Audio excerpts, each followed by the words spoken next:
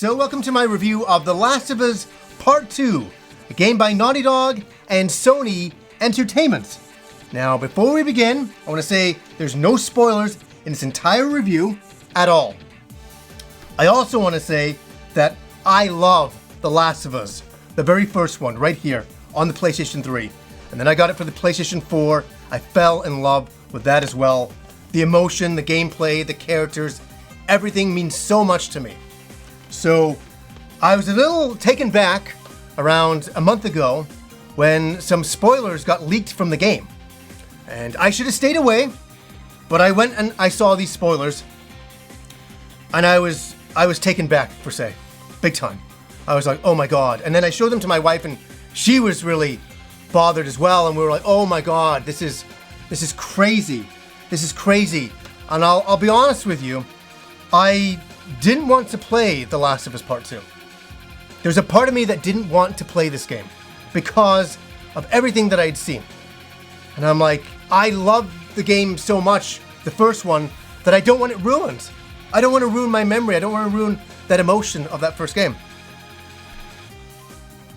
And then I started to play this game. And then I started to play this game even more and realize that it's a lot different than I thought it was going to be. In fact, it's a lot more different than I thought it was going to be. I thought it was going to be something, but it's something else completely at certain times. But I can say this 100%, it lives up to the first game and then some.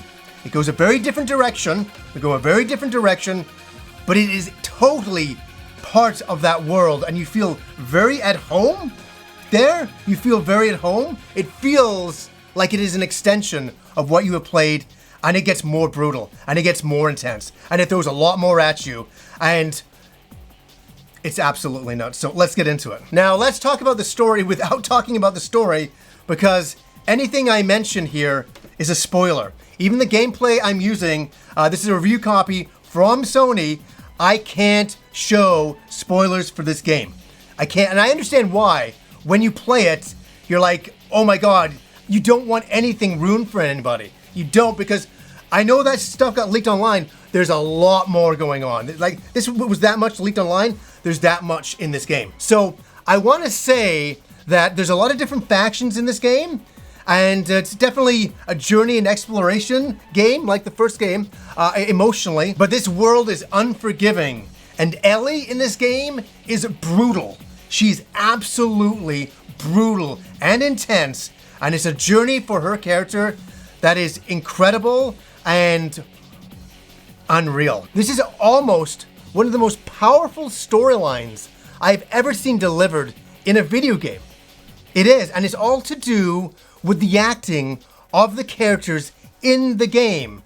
That I'm looking at video game characters, but they are so real. Remember in the first game where you just bought into their story and you bought into the emotion? You do the same here, and the stakes are higher, things are tougher, things are more intense. You buy into these characters' interactions with each other, and you cannot believe that sometimes you're watching a video game. At times, I was sitting there and I'm getting welled up. There's so much emotion throughout this entire game, all the way to the end. And you're like, oh my God, this is a video game. And sometimes you forget that this game is so transformative of where it takes you as a player and where it delivers you into a video game. It's crazy. Now let's talk about one of the easier things to discuss in this game, the graphics. How are they? They're unbelievable. They're unbelievable. My PlayStation fan was on overdrive while I played this game. It was just humming the whole time because the graphics in 4K are stunning. I mean, they're absolutely drop dead amazing. Running around the world just on your own, or when you get into your horse and then you're walking around that way. And I kept thinking back to Red Dead Redemption, and I was like, man, I thought Red Dead Redemption's graphics are good, what they are, but this is another level as well. I mean, I think this is the pinnacle of the best graphics that have ever been on the PS4.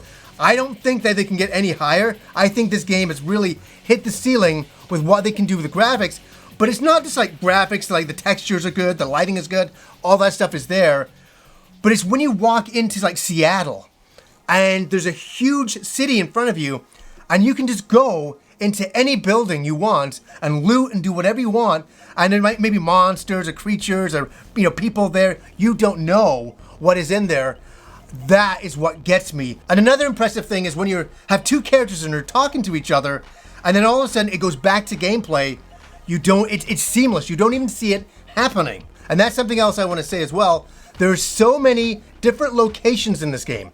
I know in the first game and the beginning of this game, you see the graphics and you're like, oh, moss on buildings and stuff like that. We've seen that before.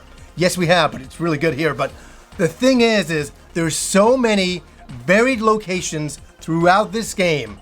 And what makes me feel so funny at times is that I'm running through a certain section and I'm looking up at the graffiti and the moss and the dirt and all, the water weathering of everything. And I'm like, this is incredible. And I never run through that area again. It's never a reused asset. Some of this stuff is all built and put there. And you're like, I feel bad as a player. I'm like, I didn't get my money's worth for them because I just run straight through the game. I'm like, yeah, that's cool. That's awesome. I go on to this next area. And I leave some of these amazing graphics behind because you want to stand at time and just look in awe of these graphics. So the gameplay is pretty much brought over from the first game. So if you played the first game, you'll feel very at home here. We're back to the climbing and puzzle solving of the first game. And obviously as well, the sneaking up on enemies and the stealth mode is back. And you'll spend a lot of time doing that, hiding around a corner, highlighting where an enemy is, going up behind them really quiet, and then grabbing them, stabbing them in the throat, and bringing them down. That's very satisfying. And man, I tell you at times, this game really brings out my anger when I'm killing enemies in it. It feels so good and so satisfying. I know, in a video game environment, obviously only, but it feels good. And it's really creepy at times when you kill an enemy. You might shoot like a woman at times, and she falls down, and she starts screaming, like this terrifying, haunting scream that gives you shivers, and you're like, oh my God, what did I just do? It's like, and you're like, and you continue on, and you continue on. This game really is brutal in its violence, and I'm gonna say this, I absolutely love that. I do. It's a lot of fun. One of my favorite weapons in the game is the bow. I just love stealthily shooting an arrow right through somebody's head, and they fall back, blood spurts, you're like, whoa. And you're just sitting there in the bushes just doing one after the other. Yeah, so you can also upgrade your equipment like the first game with your weapons, your guns. You can put silencers on them. You can enhance the firing rate and how many bullets you have. So that's all back. You can also make med kits and collect items throughout the world. You'll always be running in a room, picking up items, throwing them in your backpack, crafting items for later.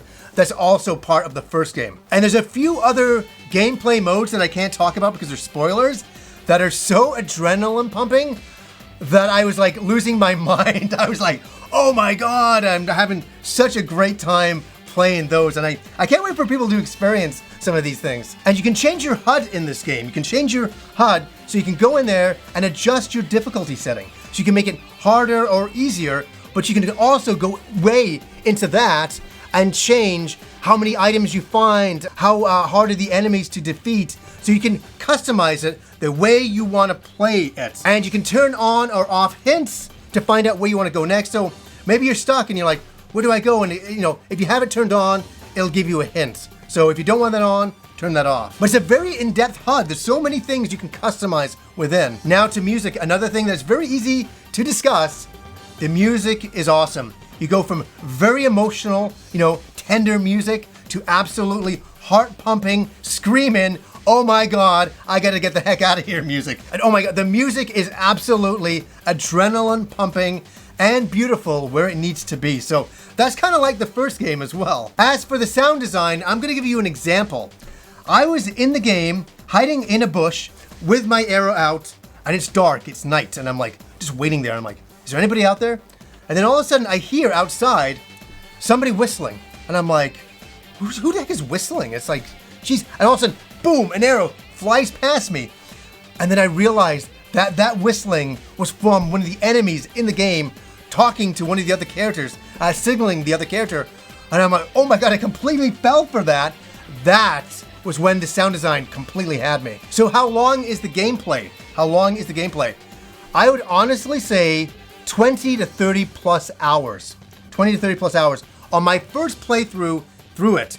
And that's obviously on a normal difficulty setting, not taking it all the way to the top, which you can do, and you can customize that. But here's the thing. I didn't go through every single building that was there. I went through enough that I got everything I needed for my character that I saw, but there's so many branching pathways to play this game that I don't think on a first play that you will ever see all of them. It's impossible unless you really meticulously take your time and systematically go through each section of the game, which I'm sure a lot of people will do, and that could be quite fulfilling to do. But I want to get through the game to see what it's all about, and that brings me to my final bit on the game, my final bit on the review of this game. I know a lot of people have made up their minds about this game from some things they saw online, and I appreciate that. I really do. I do understand that. But I'm saying the proof is in the pudding, man. I mean, you have to play this game. You have to absolutely sit down and play it from beginning to end to understand what this game is. There's no other way to do that. You can't be told it. You have to experience it because this is an experience. It's a video game, yes, but it transcends video games in a lot of ways into a completely emotional experience that is beyond movies. It's beyond anything like that. It's beyond television shows because you're interacting with it. And this game moved me. This game floored me. This game emotionally brought stuff out of me that I didn't even know was inside of me. I'm telling you, this game, for me, I'm saying it right now, this is my opinion, is game of the year. Game of the year, hands down. I mean, I was playing it and I felt like I was playing something so special and so incredible that I was like, oh my God, I almost didn't play this game. That would have been the biggest mistake of my entire life. And this is on my game of the year list. I mean, you can go on, yeah, the graphics are great, the gameplay is perfect. Everything works for me in this game. And when you play the game, you'll understand why. I love it. I absolutely loved my time with The Last of Us Part 2. It was a pure honor to see every single thing they put into it. I was saying to my wife, we were playing it, I said, I can't believe the amount of work they put into this. It's staggering. It's staggering. And these are things that have never been shown online. So some of these things, locations have never been seen. Some of these story plots bits have never been shown that are in the game for you to try out to see, you know. But I'll say this much: give it a try. Give it a try. Oh, you know what?